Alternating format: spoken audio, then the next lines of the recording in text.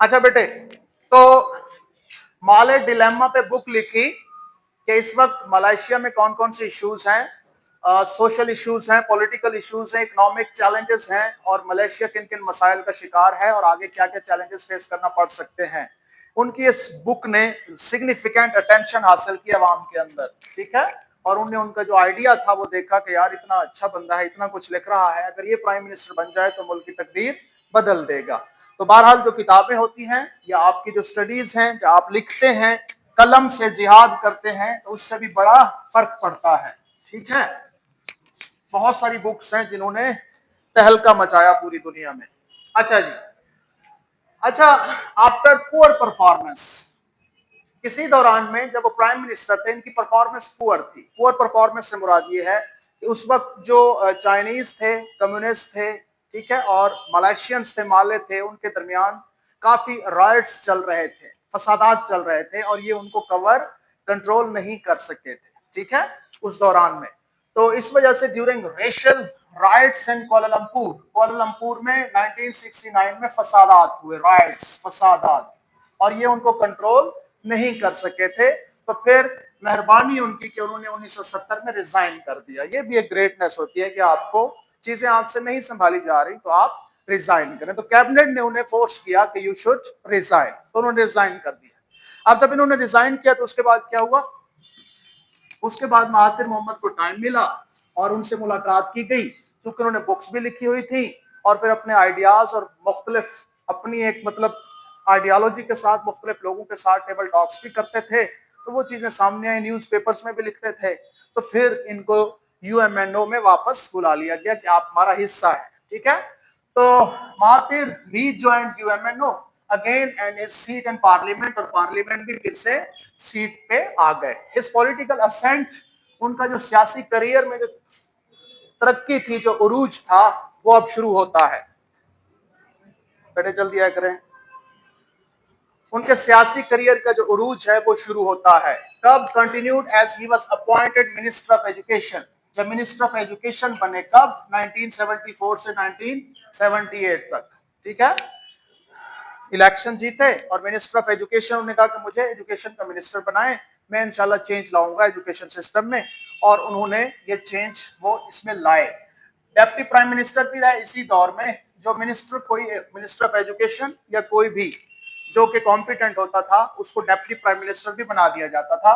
तो वो deputy prime minister भी रहे इसी दौर के अंदर, यानी कि 1976 में, ठीक है। इसके बाद minister of trade and industry, जब उनको देखा गया कि ये ट्रेड और इंडस्ट्री को भी ठीक कर सकते हैं एजुकेशन की तरह, तो फिर उनको 1978 से 1981 तक ट्रेड, तिजारत और सनत और तिजारत का वजीर बना दिया, कि याद रखिएगा। फिर उसके बाद ये क्या बन गए, प्रधानमंत्री, कब, 1981 में, 1981 में ये वजीर आजम बन गए, तो याद रखिएगा। उसके बाद फिर ये हटे ही नहीं, मतलब अवाम में इतना उरूज पा लिया कि 1981 से 2002-3 तक, ठीक है, 2002 तक तकरीबन 22 साल बनते हैं, ऐसे ही है। 2003 तक ये वजीर आजम रहे, और ये तकरीबन 22 साल का टेन्योर रहता बनता है, लगातार 22 साल। और इसमें अवाम में इनकी मकबूलियत हो गई, और इन्होंने ट्रांसफॉर्म किया, तब्दील किया Malaysia political and economical landscape, ठीक है। मलेशिया को इकोनॉमिकली, पॉलिटिकली, सोशली बहुत ही बुलंदी पे ले गए। किस तरह से ले गए और इनकी आइडियोलॉजी क्या थी वो भी आपको पता होना चाहिए। Malaysia transform from begin an agriculture country, पहले वो एक एग्रीकल्चर कंट्री था, लेकिन इसने आके बताया कि यार सिर्फ ज़राअत पे ना रहें, दुनिया बहुत आगे जा रही है, आप इंडस्ट्रीज की तरफ आओ, ठीक है, आप मॉडर्नाइजेशन लेके आओ, आप ग्लोबलाइजेशन की तरफ आए, दुनिया के साथ देखें दुनिया क्या कर रही है, और मॉडर्न वर्ल्ड के साथ आप अटैच हो और चीजों को उस तरफ लेके आए, सिर्फ गंदम और कपास पे ना रहें, ठीक है। तो moved modern and industrial Malaysia, तो उन्होंने इसको मॉडर्न इंडस्ट्रियल मलेशिया बना दिया। नेक्स्ट चलें।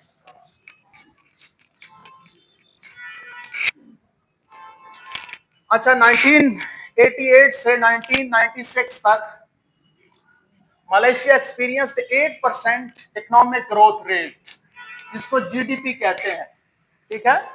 इमरान खान साहब के दौर में भी ये 6 तक गई थी। ठीक है, जीडीपी ग्रोथ होती क्या, इकोनॉमिक ग्रोथ क्या है, वैसे मैं आपको बता दूं ये, और ये परसेंटेज में कैसे काउंट करते हैं। एक तो ये होता है कि जीडीपी से मुराद ये है कि आपके मुल्क ने कितनी गुड्स पैदा की, कितनी प्रोडक्शन की। फैसलाबाद में इंडस्ट्रीज चली, आपने धागा बनाया, आपने कपड़े बनाए, वो पूरी दुनिया को बेचे। ठीक है, उससे आपकी जो रिसोर्सेस थे वो बढ़े। उसके अलावा भी आपने ऑयल निकाला, आपने सोना निकाला, तांबा निकाला, और वो फिर शहर कराक्रम के जरिए चाइना भेज दिया। अच्छा, तो आपके जो रिसोर्सेस हैं वो कितने बढ़े, और आपने सर्विसेज कितनी बढ़ाई, लोगों को जॉब्स कितनी दी। ठीक है, चाहे प्राइवेट या सरकारी, जरूरी नहीं है। लोग कितना खपे, और जब खपेंगे तो काम ज्यादा करेंगे और उससे इनकम बढ़ेगी, और फिर गवर्नमेंट को टैक्स ज्यादा आएगा। उस वजह से फिर आपकी जो इकोनॉमी है वो ग्रो करेगी। ठीक है, उसको ग्रॉस डोमेस्टिक प्रोडक्ट में काउंट करते हैं, और ये देखते हैं, जो परसेंटेज है ये देखते हैं कि पिछले साल और उससे पिछले साल क्या था और इस साल क्या है, उसका difference divided by previous years का रिजल्ट्स, उससे फिर निकलती है। इसका बाकायदा फार्मूला है। हम इकोनॉमिक्स का छोटा सा पोर्शन पढ़ेंगे, मैं बार बार कह रहा हूं, तो उसमें इसको थोड़ा सा डिस्कस करेंगे। तो इकोनॉमिक ग्रोथ ये इन सालों में किस पे ले आए, 8 पे, जो कि बहुत बड़ी वैल्यू होती है। 3 से ऊपर मुनासिब समझी जाती है, 3 से ऊपर मुनासिब होना शुरू हो जाती है, और 6 से ऊपर बहुत अच्छी है, लेकिन आप पे कर्जे नहीं होने चाहिए। ठीक है, वो चीजें भी देखते हुए। अच्छा जी, during which Mahathir introduced an economic plan, उन्होंने एक इकोनॉमिक प्लान दिया अपनी वजारत अज़मा में, उसको विजन 2020 कहा गया, या द वे फॉरवर्ड, आगे बढ़ने का विजन। ठीक है, आगे बढ़ने का की पॉलिसी का प्लान उन्होंने बनाया कि 2020 तक हम फुली डेवलप्ड हो चुके होंगे, नेशन स्टेटस हम हासिल कर लेंगे। ठीक है, दुनिया में 2020 तक हम फुली एक डेवलप्ड नेशन बन जाएंगे, ये उनका विजन था। ठीक है, आगे चलें। अब यहाँ पे इनकी पर्सनालिटी थोड़ी सी देखते हैं कि आखिर इनकी आइडियोलॉजी क्या थी और ये क्या थे। ठीक है, हर दुनिया में मुख्तलिफ ममालिक में मुख्तलिफ शख्सियातें, और हर एक की अपनी शख्सियत थी। मैंने आपको महात्मा गांधी का बताया कि वो कभी भी गुस्से नहीं होते थे, और वो जो है वो प्रोटेस्ट, मतलब जो राइट्स हैं, जो फसादात हैं, उनके खिलाफ थे। ठीक है, इसी तरह कायदे आजम की अपनी शख्सियत थी, इसी तरह हिटलर की अपनी शख्सियत थी। वो कहता था कि बंदूक को मारो, यहूदियों को छोड़ना ही नहीं है उनको। ठीक है, सारे यहूदी मार दो, चंद एक छोड़ दो, बाकी सारे मार दो, और उन्होंने मारे। हर एक की अपनी शख्सियत होती। इनकी शख्सियत और इनकी आइडियोलॉजी क्या है, उसकी तरफ आते हैं। तो महातिर पॉलिटिकल व्यूज क्या थे, हैज शिफ्टेड, चेंज होते रहे। और याद रखें, पॉलिटिकल थॉट्स या वैसे भी आपके थॉट्स चेंज होते रहते हैं।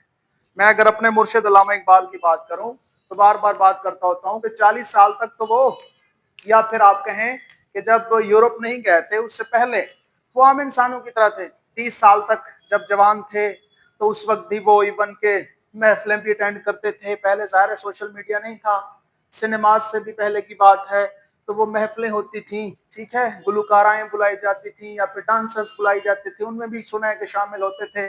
कबूतर खुद उड़ाते थे, वो दौर था। लाहौर के हर छत पे जो है कबूतर उड़ाया करते थे, और वहां पे लोग जानते थे बाली कबूतरबाज के नाम से। लेकिन फिर अल्लाह ताला ने ऐसा चेंज किया कि 40, फिर यहाँ से शायरी शुरू कर दी, तहरीक पाकिस्तान का सिलसिला भी शुरू हो गया, और फिर शायरी उनकी उभरी। एक दर्द था, इश्क मुस्तफ़ा था, वो इश्क मुस्तफ़ा उनकी शायरी में झलक के आया। उर्दू, अरबी, फारसी पे गिरफ्त थी, पूरी दुनिया में मशहूर हो गए। अल्लाह ताला ने उनको मकाम दिया। फिर मगरिब से होके आए, फिर और किताबें लिखी उन्होंने और तरीके से, फिर दुनियादारी से हट के फिर नेशन के लिए दर्द रखने वाले बन गए। काम करते गए इवन के आखिरी 3-4 सालों में बाकायदा जो एक नवाब थे वो उनको वजीफा देते थे 500 रुपये महीना। ठीक है, उन्होंने मांगा नहीं, वैसे वो भेजते थे, क्योंकि वो वकील थे अल्लामा इकबाल, और वैसे एक केस लेते थे जिससे उनका महीना चल जाए, दूसरा केस भी नहीं लेते थे। ठीक है, या फिर आप कहें कि 2-3 केसेस लेते थे जिससे महीना चल जाए, उसके अलावा केसेस बंद कर देते थे, बस उन्हीं को देखते थे, या फिर शायरी करते थे कौम के लिए, अवाम के लिए, जो कि आज देख सकते हैं आप। There is hell of difference between and Iqbal शायरी। ठीक है, अच्छा, ओके ओके, तो पॉलिटिकल व्यूज जो हैं उनके क्या थे, तो पॉलिटिकल व्यूज चेंज होते हैं, खासतौर पे जब 40 में एज में पहुंचते हैं, यू गेट मैच्योर्ड। तो उनके पॉलिटिकल व्यूज क्या थे? पहले उनका व्यू जो था माले नेशनलिज्म था, कि अपनी जो एथनिसिटी है, अपनी जो कौम है, नेशन है माले, उसके लिए काम करना है। जिस तरह हम कहें कि पाकिस्तानी, हम एज ए पाकिस्तानी काम करें। उससे नीचे है कि रहीना खान के लिए, उससे निचला दर्जा है कि आप अपनी कास्ट के लिए काम करें, ठीक है। तो उन्होंने माले नेशन के लिए काम किया पहले। फिर उनकी आइडियोलॉजी इस्लामिक रिलीजियस बिलीव्स उनके बहुत स्ट्रांग, इस्लामिक बिलीव्स बहुत स्ट्रांग थे, याद रखिएगा। अच्छा, he was aligned with the third worldism. ये टर्मिनोलॉजी 1940 से 1950 तक रही है। थर्ड वर्ल्डिज्म, जब सेकंड वर्ल्ड वॉर चल रही थी, कुछ लोग जो थे वो डायरेक्ट अलाइड्स के साथ थे और कुछ लोग एक्सिस के साथ थे दूसरी जंग अजीम में, और बहुत सारे लोग डायरेक्ट लड़ाई में नहीं थे, पीछे सपोर्ट कर रहे थे। जो अलाइज को सपोर्ट कर रहे थे, अमेरिका को, बरतानिया को, वो थे। दूसरे वो थे जो जापान, इटली को सपोर्ट कर रहे थे, जर्मनी को। और कुछ ऐसे थे जो न्यूट्रल रहना चाहते थे, वो जंग में किसी को भी सपोर्ट नहीं करना चाह रहे थे। ऐसे लोगों की जो तंजीम थी उनको थर्ड वर्ल्डिज्म कहा जाता था, ठीक है, ये जहन में रखिएगा। तो दूसरी जंग अजीम में जो ममालिक किसी जंग में किसी का साथ देने के लिए तैयार नहीं, वो कहते सुलह कर लो, ऐसे ना करें, न्यूट्रल रहते थे, उनको थर्ड वर्ल्डिज्म टर्मिनोलॉजी से याद किया जाता था। तो महातिर मोहम्मद थर्ड वर्ल्डिज्म टर्मिनोलॉजी के मुताबिक चलना चाहते थे। अच्छा जी, 1980s में एडवोकेटेड फॉर एशियन वैल्यूज। जब थोड़े से और बड़े हुए तो उन्होंने कहा भी अब पूरे एशिया के लिए काम करना चाहिए, पूरे खित्ते के लिए काम करना चाहिए। क्यों? उससे मलेशिया को भी फायदा है और पूरे खित्ते को भी फायदा है। पूरा खित्ता ऊपर उठना चाहिए ताकि दूसरे खित्ते वाले लोग डोमिनेट ना कर जाएं, ठीक है, डोमिनेटिंग ना हो जाए। उसके बाद फिर ग्लोबलाइजेशन, बिल्कुल वही इकबाल वाला पैटर्न। इकबाल पहले बात करते रहे, शुरू में शायरी उनकी थोड़ी बहुत मजाजी इश्क पे थी। वो चाहते थे पूरी उम्मत, मुसलमान ममालिक, मुसलमान जहां पे भी है वो एक मुल्क है। उनका नजरिया था मुसलमान जहां पे भी है वो एक मुल्क है, वन नेशन, ठीक है। नेशनलिज्म, वो नेशनलिस्ट थे, इस्लामिक नेशनलिस्ट थे, ठीक है, कि कहीं पे भी मुसलमान है वो एक नेशन है, एक कौम है। हुजूर सल्लल्लाहु अलैहि वसल्लम ने भी यही कहा है, ठीक है। तो इसी चीज को बेक करते थे। इसी पे जो देवबंद के मौलाना हुसैन अहमद मदनी रहमतुल्लाह अलैह थे, उनके साथ भी इनकी थोड़ी सी लग गई थी, ठीक है। इकबाल के दो अशार भी हैं मौलाना हुसैन अहमद मदनी के खिलाफ, ठीक है। देखिए, आइडियोलॉजिकली आप किसी से भी कर सकते हैं। उनका पॉइंट था वतनियत का। वो कहते थे कि एक वतन होना चाहिए, और ये कहते थे कि वतन नहीं कौम, ठीक है, एक कौम, मुसलमान कौम जहां पे भी है एक होनी चाहिए, ये इकबाल का नजरिया था। तो ये भी किस बात की तरफ आ गए? ग्लोबलाइजेशन, कि पूरी दुनिया एक हो रही है तो आप भी पूरी दुनिया का हिस्सा बने और उसी तरह से खुद को चेंज करें, ठीक है। He has consistently maintained Islamic political views. उन्होंने हमेशा इस्लामिक पॉलिटिकल व्यूज रखे हैं, उनमें कभी कमी नहीं आने दी। इकबाल भी हमेशा इस्लाम को फॉलो करते रहे और उनकी शायरी इश्क मुस्तफ़ा, इश्क खुदा, इश्क कुरान से भरी हुई है, और खुददारी से, कि मुसलमान जो है वो खुददार होना चाहिए और वो एक कौम बन के जिंदा रहे। थ्रूआउट हिज पॉलिटिकल करियर में, ठीक है, ही इज रेवर्ड, उनको बड़ा एहतराम दिया जाता है। Developing the Islamic Nations for Malaysia's economic progress. बोले नहीं भाई प्लीज, मैं बहुत डिस्टर्ब फील कर रहा हूँ, काइंडली। मलेशियाज इकोनॉमिक प्रोग्रेस के लिए उनको बड़ा एहतराम से देखा जाता है, ठीक है, क्योंकि मलेशिया की इकोनॉमी उन्होंने बहुत बुलंद की। सपोर्ट लिबरल मुस्लिम वैल्यूज, बहुत ज्यादा रिजिड मुस्लिम नहीं थे, ठीक है, लिबरल मुस्लिम उस कॉन्सेप्ट है कि आप जो है वो, जिस तरह मैंने कल कहा था कि एक अफगानिस्तान का इस्लाम है कि खवातीन को पढ़ने ही नहीं देना, ठीक है, एक ये है कि पढ़ने देना है, आप उसको पढ़ाएं, उसको भी हक हासिल है। तो लिबरल मुस्लिम वैल्यूज के हक में थे। ही क्रिटिसाइज, ये बड़ी काम की चीज है, he criticises new liberalism. New liberalism आज आपने टर्म जाके देखनी है, ये मार्केटिंग की टर्म है, इकोनॉमिक्स की टर्म है, कैपिटलिज्म की टर्म है, वो इसके खिलाफ थे, ठीक है, बाद में देख लीजिएगा। एंड वेस्टर्न इन्फ्लुएंसेस, जिस तरह इकबाल वेस्टर्न मगरबी तहजीब के खिलाफ थे, इसी तरह ये भी मगरबी तहजीब के खिलाफ थे। कंट्रोवर्शियली suggesting that US government was involved in 9/11.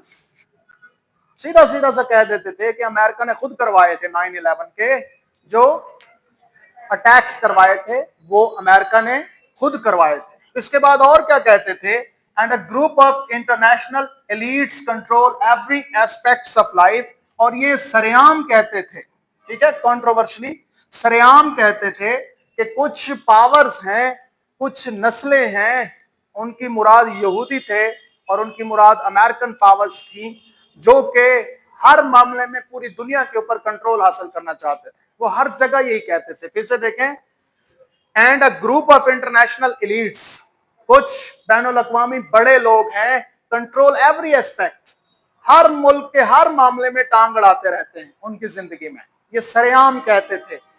And the aim of establishing global hegemony, hegemony क्या है, rule and power, rule power, और वो चाहते हैं कि हम पूरी दुनिया पे रूल करें, हुक्मरानी करें, पूरी दुनिया पे हमारी पावर होनी चाहिए, और वैसा ही है, और ये सरेआम कहते थे। आखिरी बात बड़ी जबरदस्त है जो आपने याद रखनी है, वो है कि he has also been accused of antisemitism.